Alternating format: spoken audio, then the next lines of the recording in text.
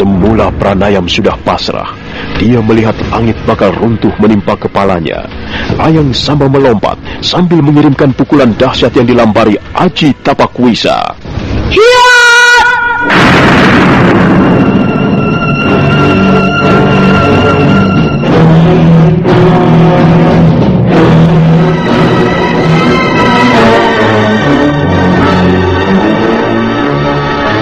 Terjadi benturan hebat. Layang Samba terpental jatuh. Bocah mengerikan yang berwatak kejam itu buru-buru bangun kembali. Dan di hadapannya sudah berdiri bocah remaja yang lain.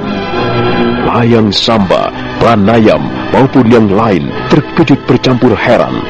Tiba-tiba seorang bocah remaja sudah berdiri tegak.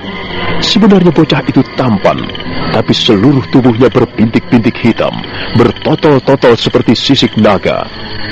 Layang Samba mendengus geram. Ajar. Siapa kau ini? Apa kau bangsa anak siluman? Mengapa kau tercampur urusanku? Mengapa kamu membunuh orang itu? Kami sedang bertarung. Kami memang berniat saling membunuh. Aku kasihan pada orang itu.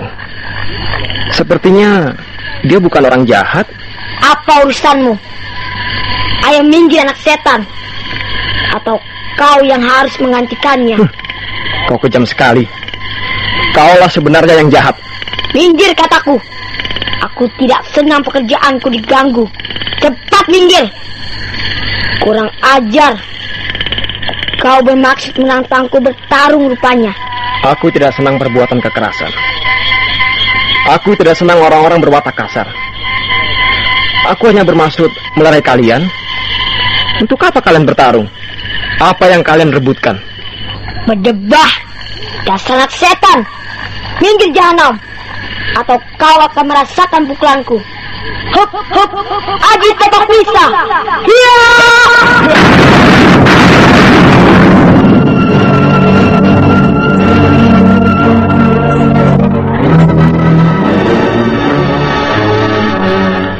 Kembali terjadi benturan keras.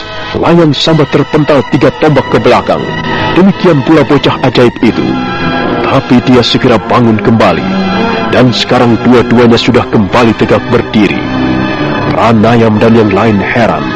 Rupanya bocah yang tiba-tiba saja muncul itu mampu menahan pukulan Layang Samba. Layang Samba bertambah geram.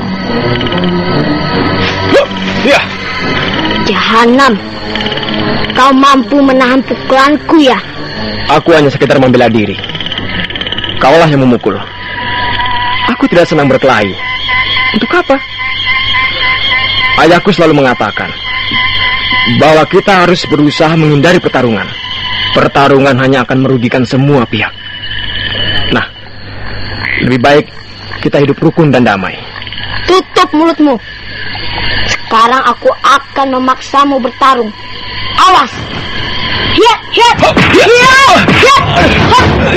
Sekarang Layang Samba mendapat lawan yang baru. Dia segera menerjang dengan pukulan-pukulan mautnya. Tapi bocah ajaib itu selalu dapat menghindari serangan dengan menangkis, membuang tubuhnya ke kiri ataupun ke kanan. Layang Samba menjadi geram dan penasaran. Dia terus memburu lawannya dengan garang. Suatu saat, Layang Samba memperoleh kesempatan untuk menghantam. Bocah ajaib itu berdiri tegak menantang. Aji Tapakwisa. Hiya!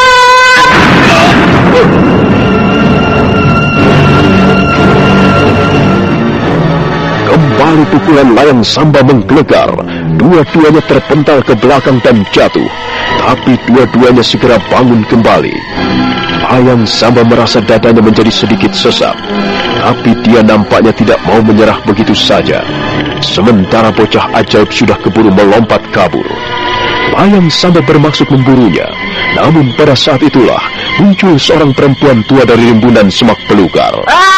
Layang Samba, sudah. Apa yang kau lakukan di sini, bocah sinting? Aku mencarimu ke sana kemari. Aku baru saja bertarung, Nek. Kau memang keras kepala. Sudah kukatakan berkali-kali Jangan bertarung dengan sembarang orang. Musuh besarmu hanya satu. Tapi kau masih saja bandel. Aku penasaran, Nek. Ada seorang bocah berwajah menyeramkan, mampu menahan pukulanku. Dia sekarang sudah kabur. Dia lari ke sana. Aku boleh mengejarnya, Nek? Tenang, tenang Layang Samba. Jangan terburu nafsu. Perempuan tua itu berpaling ke arah Pranayam yang sejak tadi masih berdiri di tepi jalan. Kemudian pula Gobraja, Balabag, dan 2 orang warga desa. Mereka belum beranjak dari tempat semula. Siapa orang-orang ini, Layang Samba? Mereka orang-orang desa yang bodoh, Nek. Dan orang itu, orang buntung itu hampir saja kubunuh. Kalau bocah siluman itu tidak datang, orang buntung itu sudah terkapar menjadi bangkai.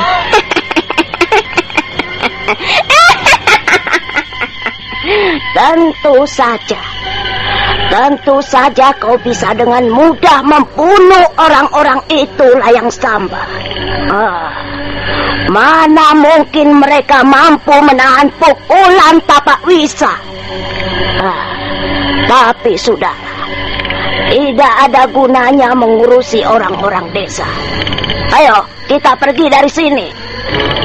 Nenek Upas, mau kemana? Pertanyaan bodoh. Tentu saja kita cari musuh besarmu. Aku mendapat firasat. Sebentar lagi bertemu dengan musuh besarmu itu. Kau siap-siap saja, Layang Samba. Ayo.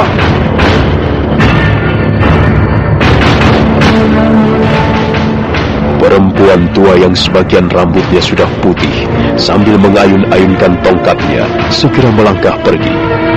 Layang Samba berjalan di belakangnya. Setelah tubuh mereka lenyap di balik kegelapan malam, barulah Pranaya menarik napas lega. Tuan, luar biasa. Saya sama sekali tidak menduga bakal melihat tontonan yang sangat dahsyat, Tuan. Dan dua-duanya aneh, Tuan. Dua-duanya masih bocah remaja. Apalagi yang satu tadi. Wajahnya menyeramkan sekali. Dan tubuhnya penuh bintik-bintik hitam seperti sisik ular, Tuan. Iya. Kita memang baru saja menyaksikan peristiwa yang langka. Tapi ada satu hal yang menarik perhatianku. Apakah itu, Tuan? Layang Samba dan perempuan itu rupanya mempunyai tujuan yang sama. Mereka mencari Arya Kamandanu, bekas panglima perang Majapahit yang ternama. Iya.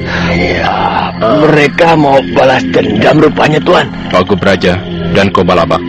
Iya, Tuan. Bagaimana, Tuan? Lebih baik kalian pulang ke rumah masing-masing. Kukira Layang Samba tidak akan berkeliaran lagi di desa Pajarakan maupun Kancipuri. Mereka sudah pergi. Dan Tuan Pranaya mau kemana? Aku akan membututi mereka. Aku ingin tahu apa yang akan terjadi jika benar Layang Samba dan perempuan tua itu berhasil menemukan Arya Kamandanu. Maaf, Tuan. Sebenarnya kami ingin ikut serta, Tuan. Iya, Tuan. Kami juga akan senang sekali jika dapat melihat orang-orang sakti bertarung, Tuan. Jangan. Apa yang akan kulakukan ini bisa mengundang bahaya. Jika mereka tahu ada yang membuntuti, mereka bisa marah. Karena itu lebih baik kalian tidak usah ikut serta. Nah, Pak Gobraja, Balabak, aku pergi dulu. Tunggu sebentar, Tuan. Benarkah Tuan adalah pendekar lengan tunggal? Pak Gobraja, sebutan bagiku sebenarnya tidaklah begitu penting. Tapi benar bukan bahwa Tuan Pranayam adalah pendekar lengan tunggal? Pak Layang Samba, hatiku berdebar-debar. Bocah bersisik ular itu memang aneh. Ia mampu menahan pukulan Aji Tapakwisa. Pasti bocah itu bukan bocah sembarangan. Tapi aku belum kalah, Nek. Dia memang bocah perkasa. Tapi suatu saat aku pasti akan dapat merobohkannya. Jangan sombong, Layang Samba. Di dunia ini banyak orang mempunyai kesaktian. Ada banyak ragam ilmu. Tapi bukankah Aji Tapakwisa yang paling hebat? Paling dahsyat? Itu menurut pendapatmu. Jangan picik, Layang Samba. Dunia ini tidak seluas daun talas. Ada banyak ragam manusia. Ada berbagai jenis kesaktian. Kita harus berhati-hati menghadapi orang-orang. Kalau kita lengah, nyawa kita bisa terancam. Nek, apa kau masih takut? Apa? Takut. Takut apa? Ya, mungkin sebenarnya kau takut berhadapan dengan Arya Kamandanu. Tidak, Layang Samba. Aku sama kita cari bocah bersisik ular itu. Mudah-mudahan dugaanku benar.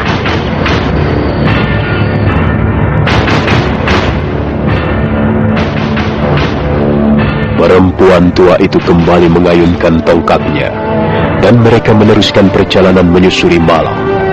Sementara itu di tempat lain, sebuah bayangan berkelebat ringan melintas di sela-sela pohon liar. Bayangan itu terus berlari-lari kecil menyusuri tepi hutan. Sementara langit mulai terang, udara pagi yang segar mulai terasa, dan matahari pagi yang berwarna merah menyala tersembul dari punggung bukit. Bayangan itu berhenti. Ternyata dialah bocah bersisik ular. Dia menengok kiri kanan seperti mencari sesuatu. Ayah! Ayah! Ayah! Ayah! Bocah bersisik ular naga berteriak-teriak memanggil ayahnya. Suaranya bergema nyaring dipantulkan dinding-dinding bukit. Tak lama kemudian, nampak sebuah bayangan melintas di dahan-dahan pohon. Bayangan itu tidak begitu jelas. Bayangan itu menyerupai seekor kera yang besar. Dan saat berikutnya, bayangan itu melompat dari dahan pohon dan hinggap dengan manis di atas sebongkah batu di depan bocah bersisik ular.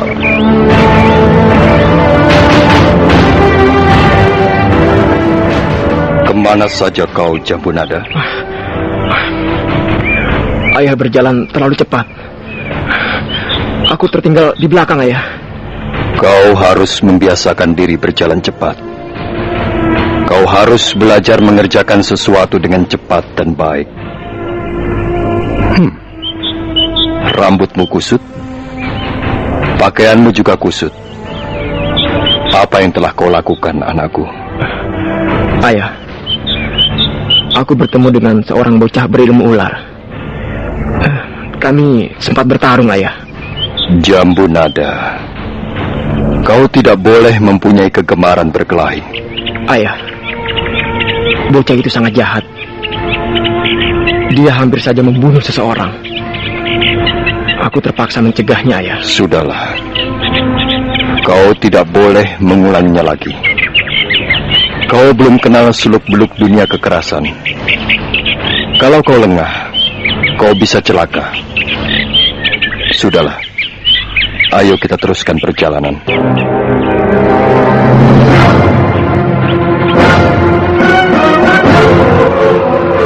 Jambunada, bocah bersisik ular itu menundukkan wajahnya. Nampaknya dia sangat takut menghadapi ayahnya. Mereka segera meninggalkan tempat itu, dan mereka berjalan menyusuri jalanan setapak di sebuah kaki bukit di tepi hutan kecil. Nah, saudara pendengar, bagaimanakah kisah selanjutnya? Silakan menunggu seri berikutnya. Sampai jumpa.